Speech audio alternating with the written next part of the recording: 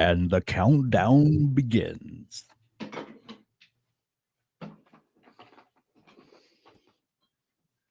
Hey, everybody, welcome in to Writing Sprint Thursdays. I'm your host, Hank Garner. Today, really excited to welcome old friend Josh Hayes to co-host Writing Sprints with me. If you guys have been around, Josh was with us last year for our 60-day writing challenge. We had such an amazing time, and we're in the throes of it again this year. We've got we're at Thursday now, which means this week is almost over, and then next week is like the final week of the November, which means the wrap up of our writing challenge. Josh, welcome, buddy. How are you? Thanks, man. It's great to be back, and I told you before, it's been too long since we've been able to hang out and chat. Absolutely. I think the last chat we did was the format one a couple months ago. I think it's been a few months ago. But are you doing any writing today? I know you've got other book related projects you're working on, but are you doing any writing today? Yes, I actually, before we got on here, I just finished formatting the manuscript for a book, and I still have to do the hardcover, the paperback spread. I downloaded the template and looked at the clock and went, "Oh, I'm gonna have to do that later." But I'm ahead of schedule finally, after like fighting with the schedule for, I don't know, 2 months or something. I'm ahead now by like a week and a half, and I'm like, yeah, I'm riding high. So Nice. I've got my Dabble ready, and I've got Awesome. my manuscript pulled up. I kind of remember where I was at, and we'll see. It's funny. I'm not doing novel writing month or whatever we call it now this year. But I just want to say, I cannot believe it's almost December of 2025. It feels like it was just January of 2025. And I know I say this every year, but I'm trying to think what I did this year. Like, where did the time go? It's just nuts. I know it's absolutely crazy. I was just looking at my my word count so far, and I'm just going to pop up my my Dabble project here real quick. I am at 81,264 words so far, right there. I love that title. Yeah, it's kind of I kind of put it as a working title while I kind of figured out what I wanted to call it, and then I think I've called it that for so long that that's probably what it's going to wind up. But it's a murder mystery, sort of sorry, I'm trying to find my other window to share here while I'm talking. It's a murder mystery, kind of, like a classic Agatha Christie murder mystery, and about a guy who's trying to become a writer, and who literally stumbles over a dead body along the way. And I love that. And he decides to start a true crime podcast along the way. Nice. And infuriates everybody in the small town that he lives in because he accuses everyone of murder at some point or another. And it's been a huge amount of fun. So is that not a thing? Because I do that. Right. Right. It's which funny. Is why I work from home and never go out in public. Right.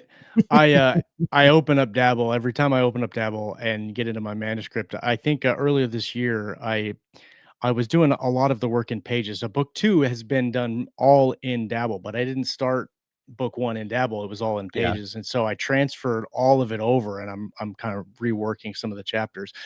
But because I'm over my goal when I transferred all the words in, every time I open the package, or I get the "you've accomplished your goal," and I'm like, I can stop for the day. I'll just close it now. Thank you. Thank you for telling me.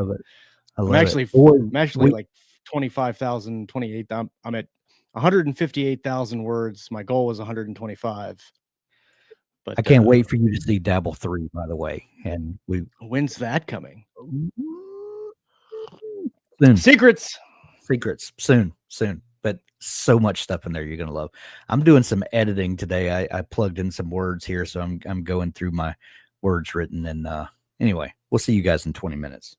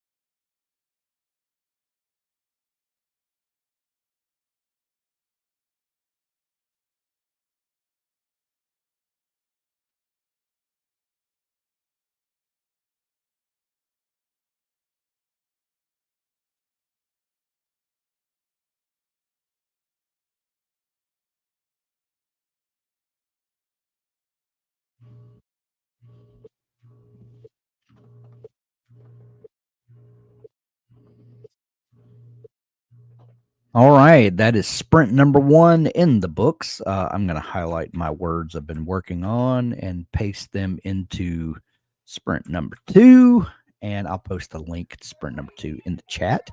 Thank you all for joining us today. I hope that you're getting some words in and succeeding there. I see everybody's totals popping in. Good to see everybody there. Josh, how'd you do, buddy? Not horrible. 20 minutes goes by really fast. It does when you kind of get into the zone, it flies by. Kind of goes back to that whole "how's it almost December" thing. Yeah, well, and it took me a minute to figure out where I was at in the manuscript and figure out what I was trying to say the last time I was working at it.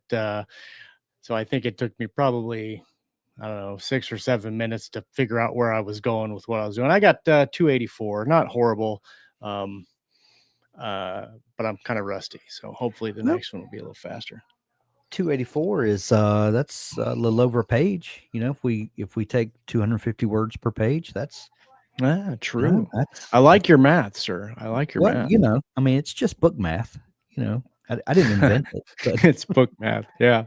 Is that like wife math or dog math or something? Like ooh, they're not all quite like, as extreme. yeah, Yeah, okay. but yeah, yeah. um, right after writing sprints today, we'll have about a 15-minute break, and then we have our weekly 60-day challenge Q&A show. You bring the Q's, we bring the A's, I and like that. I like that. that'll be me and Abby and Doug will be answering those questions for you, and hope you bring some good things to try to stump us. I So, I you're doing some animation these days and book trailers. yeah. We're all the time looking for ways to make um uh what Bond says, you don't have to do a double carriage return. Dabble handles next paragraph for you. Just saying. Thanks for that. Yeah. I did know that. D- Trailers. Yes. We're all always looking for ways to make our book stand out. Yeah. And what is what's the what's the thinking behind and how do you take 100,000 words and sum it up into 30 seconds? Like, what do you um what I see you, Bond. Um, what do what's the thinking behind how you sum up this entire book into 30 seconds? What are you looking for? What are you trying to convey? Like, educate Um me a little bit. it's not as it's not as thorough as that. It's for me, I started doing the trailers just as kind of a creative outlet to do something different. I started just doing them as I was pulling the cover art apart and then playing with Photoshop and Final Cut, and just making the images move Yeah. and adding some music to it just to kind of have some flair. And then I progressed through kind of trying to use some AI tools to like take the cover art and animate the cover art and like play around with that. But it wasn't very intuitive, and it was not great. And so anyway, I started doing the animations myself and teaching myself kind of computer animation and cinematography in the digital space.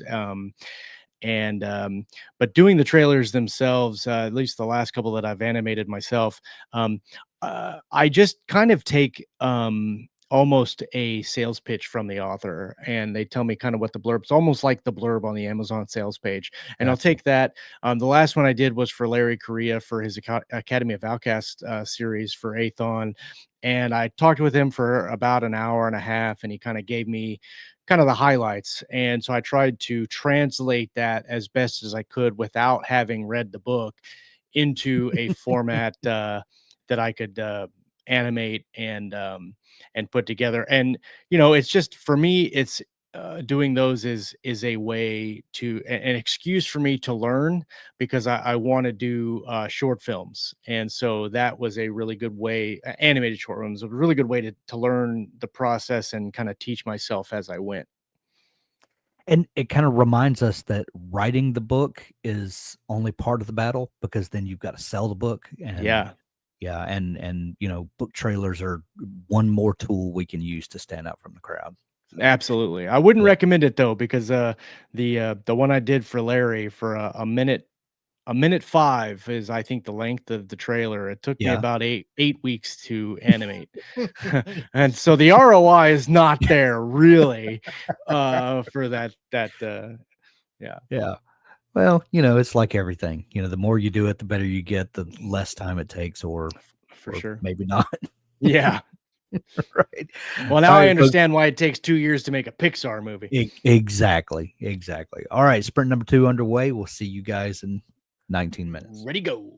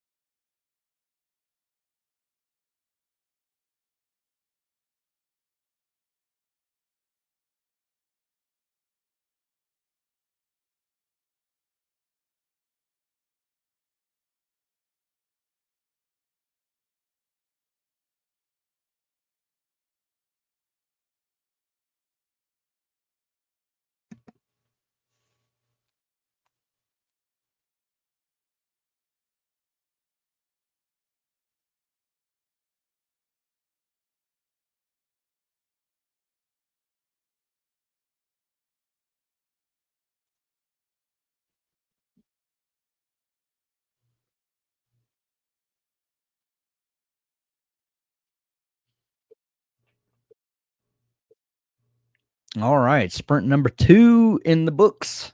Be sure to copy your words and paste them into the next sprint, or when you're done for the day, make sure you're copying them out to your word processor of choice. We hope you're using Dabble, obviously.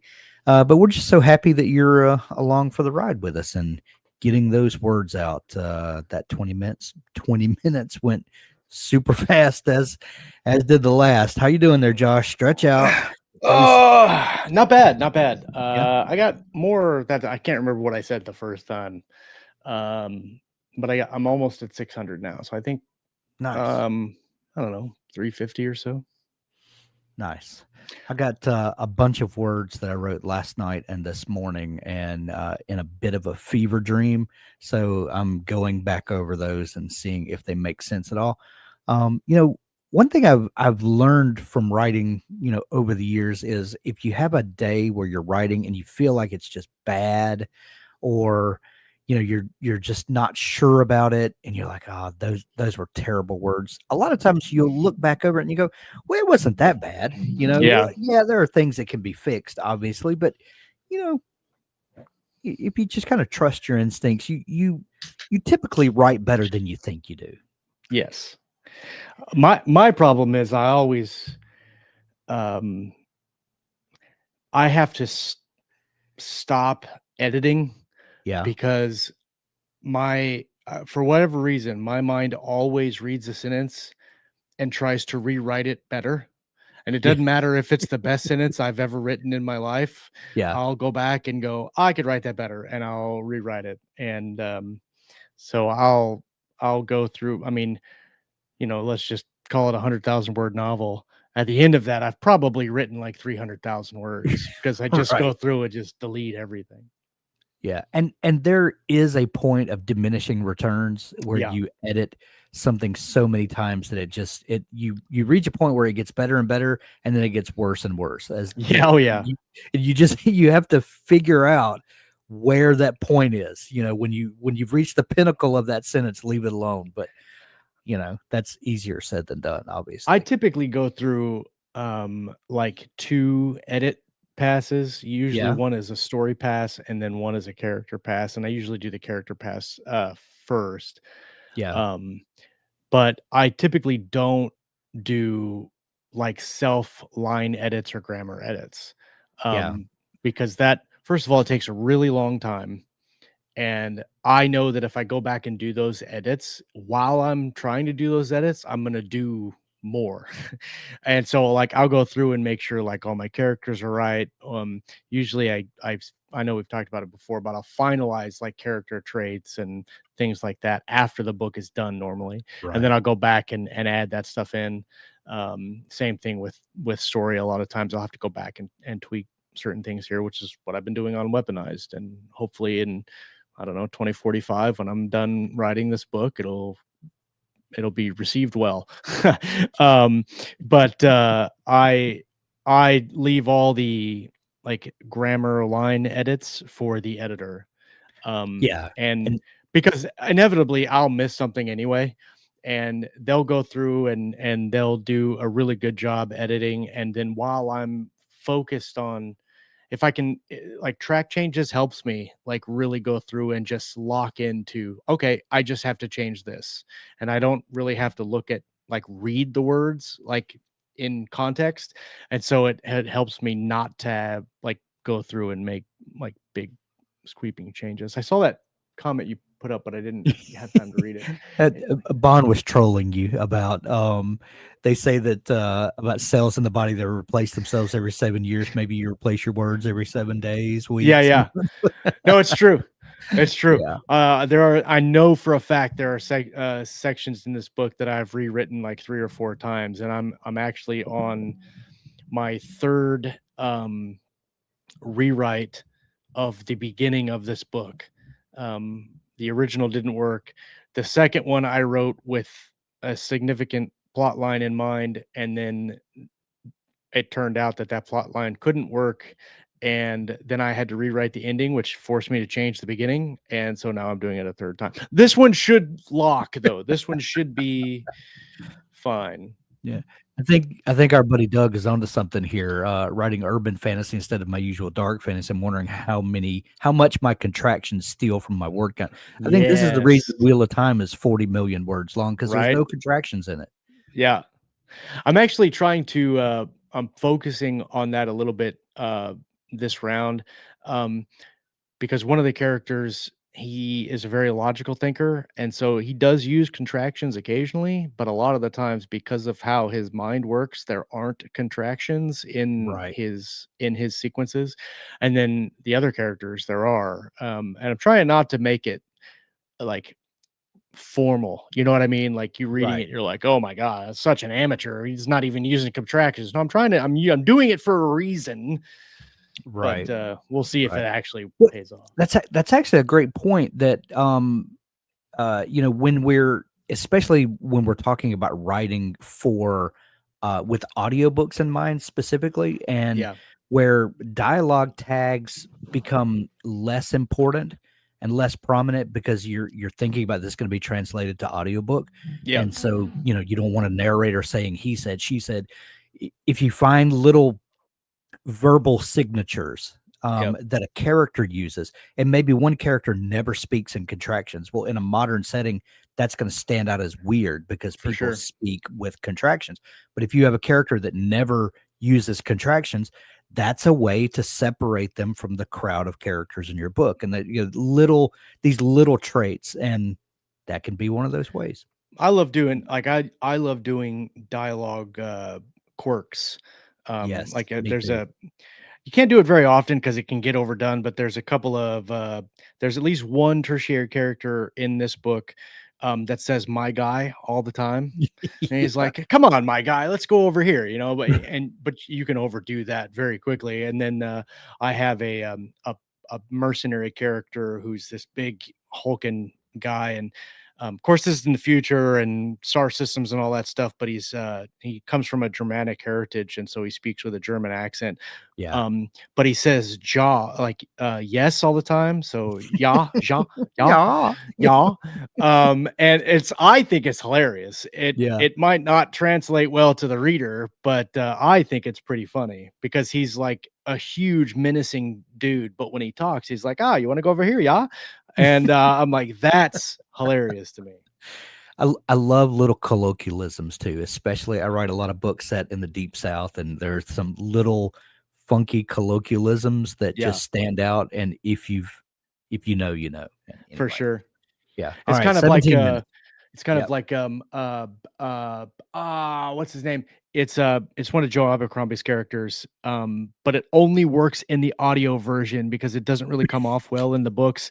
It's, Right.